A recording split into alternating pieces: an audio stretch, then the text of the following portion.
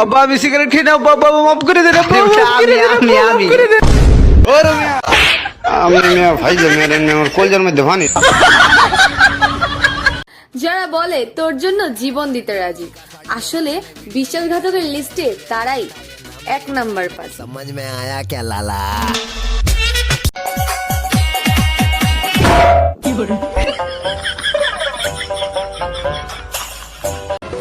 আমার কসম কাটে তুমি মদ খাবে না?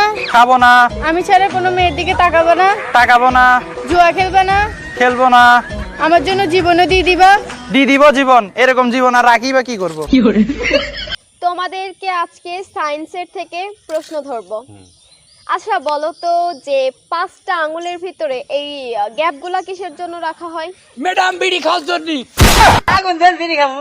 इश्क दा सूटा इश्क दा सूटा लाया